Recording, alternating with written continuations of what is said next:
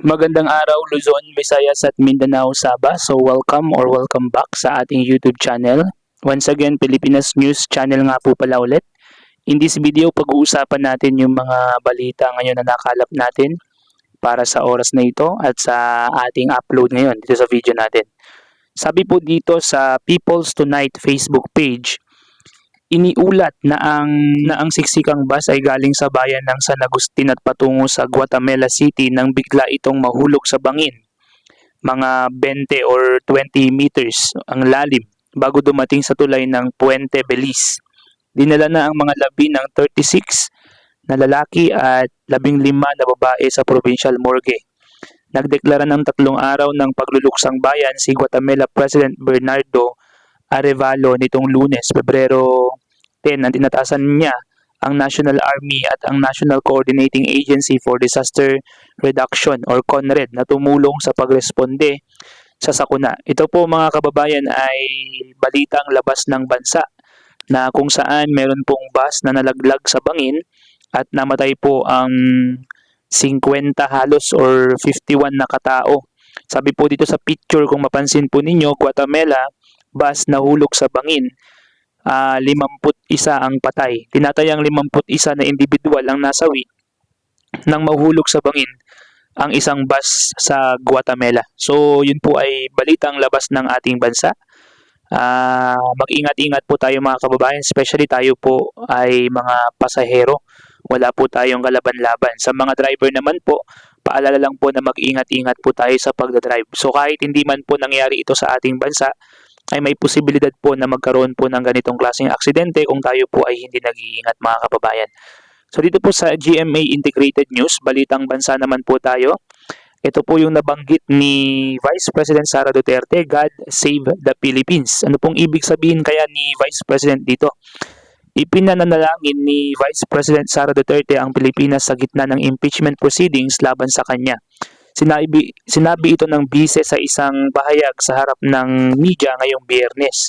Sa kabila ng aking mga naging pahayag ukol sa planong impeachment sa mga nakaraan na buwan, ang tanging masasabi ko lang sa puntong ito ay God Save the Philippines. Ayan po ay nasambit ni Vice President Sara Duterte noong February 7, 2025. So ito po yung pinag-uusapan na linyahan ngayon ng ating Vice President Sara Duterte. Bakit? Dahil sinabi po niya na God Save the Philippines. Ano pong ibig sabihin niya dito? Ano pong ibig sabihin ito para sa mga Pilipino? So meron pong dahilan kung bakit sinabi ito ni Inday Sara Duterte at yung dahilan po niya na yun ay siya po yung nakakaalam. Pero para po sa akin, dahil sa girian at kitgitan at labanan nila ngayon sa paggugobyerno o yung kanyang president na si Bongbong Marcos, ating president na si Bongbong Marcos, meron silang initan ngayon. Nawawalan sila ng tiwala sa ating presidente ngayon. Kaya nga ang tingin nila sa gobyerno natin ay corrupt na gobyerno. At kaya ito nasabi ni Sara Duterte. Ito po ay assumption ko lamang at hindi ko po alam talaga yung reason behind kung bakit ito nasabi ni Inday Sara Duterte. Pero 100 sure po ako na ito po ay related sa mga kalaban niya sa politika, especially ang ating current President Bongbong Marcos. Kaya nabanggit niya na God Save the Philippines. Pero ganun pa man, sa kabilang banda mga kababayan, naniniwala ako na yung mga leader, hindi man si Bongbong Marcos or hindi lang si Putin or si Vladimir Putin or si Trump, alam ko na sila ay tinawag pa rin ng Diyos. Okay? At sila ay tinalaga ng Panginoon. Yung sinasabi nga sa konstitusyon natin, Vox Populi, Vox Dei. Ang ibig sabihin nun ay yung boses ng mga tao ay boses ng Panginoon. So ibig sabihin kung binoto ng mga tao yung isang leader ng isang bansa, ibig sabihin yun din ang voice of God. Yun nga yung sinasabing Vox Populi, Vox Dei.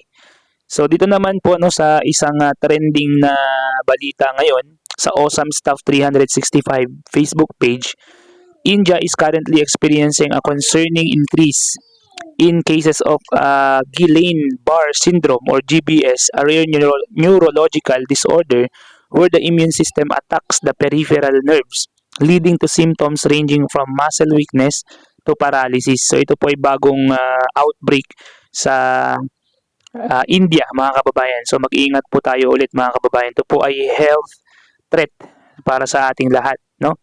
So sana wag nang maulit ang COVID-19 pandemic. Sabi dito, India is experiencing an outbreak of Guillain-Barre syndrome, a rare disorder where the immune system attacks nerve cells leading to paralysis. So yun po yung nakakatakot po ngayon na mga sakit na lumalabas sa mundo po natin, no? Dito naman po sa News 5 mga kababayan, bilang pangwakas sa balita natin ngayong episode na ito. Sinabi ni Senator Amy Marcos na ayaw niya sa gulo at lalabanan niya hanggang dulo ang impeachment laban kay Vice President Sara Duterte. Maski yung kay Bongbong ayoko rin ng gulo, ipagtanggol ko yung kapatid ko kung mga destabilization, revolutionary government, BBM resign, kung ano-anong kalokohan. Palagay ko, aksaya lang ng panahon yan at peraan niya. Noong February 5, in-impeach ng Kamara si Vice President Duterte na i-transmit na rin ang complaint para isalang sa impeachment trial ng Senado. So mga kababayan, ito na po yung reality sa ating bansa ngayon na talagang medyo magulo po ang, hindi lang medyo, kundi confirm na talagang magulo po ang politika dito sa ating bansa. At yung mga liderato, dahil alam nyo po, hindi pa tapos yung pag-reservation nila, nag-look forward na kaagad sila sa darating na eleksyon. Kaya ang nangyayari, yung focus nila 80% ando doon sa election campaign, hindi doon sa kanilang pag-reservisyo. Andun sila sa, kumbaga, gusto nilang hawakan lagi yung kapangyarihan. Hindi naman siguro lahat, pero karamihan ng politicians gusto na nandoon sila sa kapangyarihan para control nila yung budget, control nila yung mga mamamayan, control nila yung mangyayari, yung paglabas at pagpasok ng pera, yung mga tax ng mga taong mga Pilipino, especially sa bansa natin. Sabi po dito, yung sa impeachment, yung sa ICC, ayoko kasi ng gulo, kaya sinabi ko, nako, lalabanan ko yan hanggang dulo. Ayoko ng ganun eh. Maski yung kay Bongbong, ayoko rin ng gulo. Ipagtatanggol ko yung kapatid ko kung ang destabilization, revolutionary government, BBM resign, kung ano-anong kalokohan. Palagay ko aksaya lang ng panahon yan at pera. So yun po sabi ni Senator Amy Marcos. Totoo po ito mga kababayan at sumasang-ayon po kay Senator Amy Marcos na sayang lang naman po yung pera kung doon sa mga taong ibinoto rin natin, iikot yung mga oras nila habang nagtatrabaho po sila para sa bansa. Kaya yun nga mga kababayan, no, talagang ang hirap ng sitwasyon ng ating bansa ngayon. So hopefully, ipag-pray po natin ang ating mga government officials, mga kababayan, kahit na gaganon-ganon, sila pa rin yung pinili ng mga taong bayan at meron tayong tiwala sa kanila. So hopefully, magbago ang course ng mga politicians natin sa Pilipinas at hopefully maging maayos na yung nangyayari dito sa ating bansa. So once again, maraming salamat po sa inyong pagsuporta. Shout out po sa inyong lahat. Paki-like naman po and share itong ating video at mag-subscribe na po kayo kung nagustuhan po ninyo ang ating episode ngayong hapon. So once again, this is Pilipinas News Channel. Peace out.